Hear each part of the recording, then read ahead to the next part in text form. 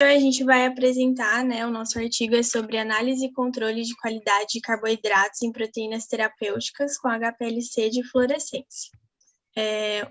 Aqui tem algumas informações sobre o artigo que a gente pegou na revista de Comunicações de Pesquisa Bioquímica e Biofísica. Ele foi publicado em 9 de agosto de 2016. Então, o artigo ele tem como pontos principais o Conversert, o ano, o glicosylação, o anticorpo IgG e a proteína FC. Uma forma do sistema imunológico atacar substâncias que acabam entrando no nosso corpo, ou seja, substâncias estranhas, é produzindo uma quantidade de anticorpos. Então, o anticorpo ele é uma proteína que adere a outra proteína específica, denominada antígeno, e os anticorpos circulam pelo organismo até encontrarem e se ligarem a esse antígeno, e uma vez ligados, podem recrutar outras partes do sistema imunológico para destruir as células que contêm este antígeno. Então, vários pesquisadores já determinaram que podem projetar anticorpos que têm como alvo, especificamente, um determinado tipo de antígeno ou para certo tipo de câncer, né? Certas células cancerígenas. E a partir daí são feitas várias cópias desse anticorpo em laboratório e que são denominados anticorpos monoclonais. Neste artigo, ele acaba falando sobre os anticorpos monoclonais recombinantes, que são o IgG. Eles são anticorpos que funcionam por si só e não requerem outra terapia ou outros medicamentos simultaneamente.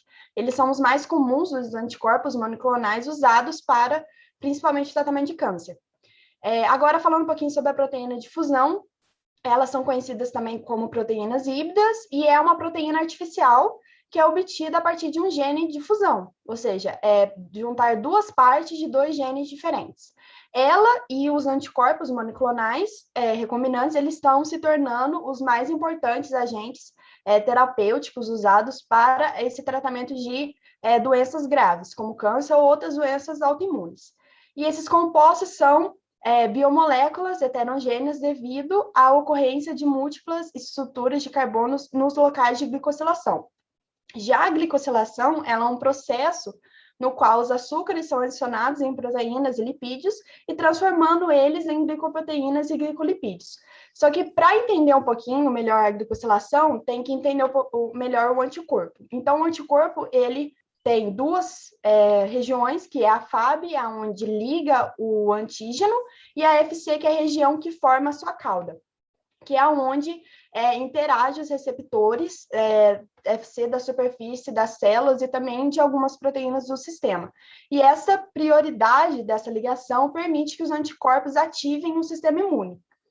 Caso tenha algum problema nessa glicosilação, ela pode afetar o produto terapêutico para o tratamento de doenças como câncer. Então, ela ativa as funções efetoras FC, a ligação na hora de receptar, na hora de ligar, ativação do complemento, ou outras pequenas mudanças também que podem ocorrer. E a região da FC, ele tem um antígeno que é o IgG, que é o anticorpo, perdão, que é o IgG, e esse anticorpo, ele tem um N sítios de glicosilação, que é altamente conservado, e é por isso que tem que ter tanto cuidado nessa questão da glicosilação. Agora, um pouquinho falando sobre o Conservet, ele é uma proteína recombinante solúvel do receptor VEGF, que é composta por dois domínios de receptores. Um é o VEGF, e com a porção 3,4 da FC do IgG, e ele também tem 7 potenciais locais de glicosilação e do perfis de glicano altamente heterogêneos que acabam formando completamente caracterizados com a espectrometria de massa de HPLC neste trabalho. Bom, vou falar um pouquinho sobre materiais e métodos. Então, durante a preparação da amostra, a gente utilizou primeiramente uma solução de 200 ml de Conbercept mais 1 ml de tampão desnaturante. Esse tampão desnaturante ele é composto por tampão tris, meio molar, GDTA, 1 milimolar, e também GUD-HCl, 6 molar. Esse tampão ele é básico, ele tem um pH básico, girando em torno de 8,3. Após o preparo da solução, a gente foi levado para uma incubadora a uma temperatura de 60 graus e permaneceu lá por 30 minutos. Após esses 30 minutos, foi adicionado 60 ml de DDT 1 molar que foi incubado novamente, só que agora numa temperatura de 37 graus por 1 hora. Após esse tempo, foi adicionado ácido iodoacético 1 molar, foi levado agora num ambiente escuro, numa temperatura ambiente, no intervalo de 30 minutos. Logo após, foi adicionado mais DDT 1 molar, só que agora 120 ml, e com o intuito de ele reagir com o excesso do ácido iodoacético, que foi inserido na etapa acima. Aí, após isso, a solução tampão vai ser trocada por tampão de acetato de amônia, 50 milimolar, e nela vai ser dissolvida, pode passar, tá? 40 miligramas de tripsina. E depois de ser dissolvida essas 40 miligramas, vai para a incubadora, vai para a incubadora, uma temperatura de 37 graus, e vai continuar lá por 3 horas. Aí, logo após isso, a reação vai ser interrompida, porque vai ser adicionado 10 ml de ácido clorídrico 1 molar para a solução de reação. Com isso, a ligação peptídica vai ser digerida e ela será incubada juntamente com 2,5 ml de N-glicosidase F. Nessa incubadora vai estar a 37 graus e vai permanecer lá por 12 horas. Isso tudo com o intuito de liberar glicanos. Logo após essas 12 horas, vai ser realizada uma centrifugação para retirar os peptídeos desglicosilados. Então, os que estavam flutuando com os glicanos livres vão ser retirados e eles vão ser lavados com acetenotrila e citrato de sódio e vão ser secados a vácuo. Depois que eles foram retirados, lavados e secados, vai ser realizada uma marcação com fluorofo 2AA, que é um componente responsável para que tenha a fluorescência, deixa ele fluorescente. Então, essa reação vai ocorrer por cerca de 4 horas a 65 graus Celsius.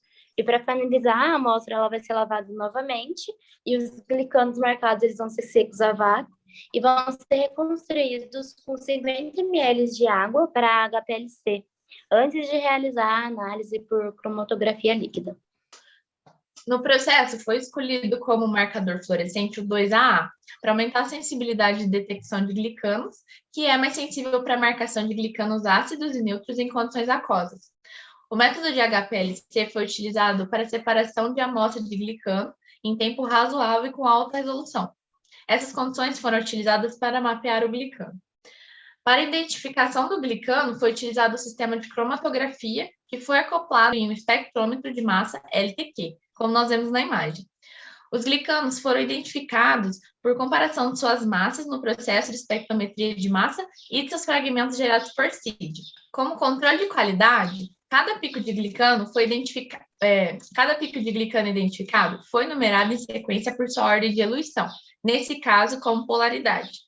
E a abundância relativa foi calculada dividindo a área do pico pela soma da área total do pico. Os picos representam as estruturas de glicano particulares, e eles são atribuídos sem ambiguidade em cada execução de separação de HPLC. A reprodutibilidade foi monitorada. A realização da preparação das amostras foi feita em dias diferentes. Com isso, se comparava a abundância relativa de cada pico e foi feito um mapeamento de glicanos no mesmo lote, porém foram realizadas em dias diferentes. A precisão não foi satisfatória, porque os valores de variação de abundância foram superiores a 20%, chegando até 30%. E com isso foi descoberto que a chave principal do processo era liberar os glicanos através da proteína, de forma eficiente e igual na preparação da amostra. Os glicanos FCs podem ser liberados facilmente com PN-GASE-F, sem etapa de desdobramento de proteínas. Porém, a glicosilação do Conversept é mais complicada, porque ele tem 6 potenciais sítios de glicosilação, além do sítio de glicosilação FC. A PN-GASE-F é uma macromolécula e ela requer uma melhor acessibilidade dos sítios de glicosilação para obter uma clivagem eficiente. E nessa abordagem, o Conversept foi desnaturado e digerido em peptídeos antes da liberação enzimática de glicanos, porque isso melhora a acessibilidade da enzima nos locais da glicosilação, podendo não ter impedimento estérico, e com isso os glicanos podem ser completamente liberados. No gráfico 1, a gente tem a comparação dos mapas de glicano de nova preparação para a preparação convencional. E foi identificada uma quantidade de glicano mais alta e a abundância relativa de glicanos foi ainda maior na nova preparação. E essa nova preparação foi quando adquiriram o mesmo lote de glicano e prepararam as amostras diferentes, libertando-os da proteína de forma eficiente na hora da preparação amostral. Eles foram liberados por PN-gase F. Já o Conbercept foi desnaturado e digerido em peptídeos antes da liberação enzimática de glicanos. No gráfico 2, acabou ocorrendo uma identificação de ácidos siálicos na hora de liberar os glicanos, que no caso eles são ricos do ácido.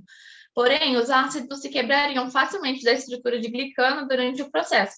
Com isso, eles precisavam obter um mapa de glicano completo, onde todas as estruturas deveriam ser mantidas intactas e igualmente liberadas da proteína.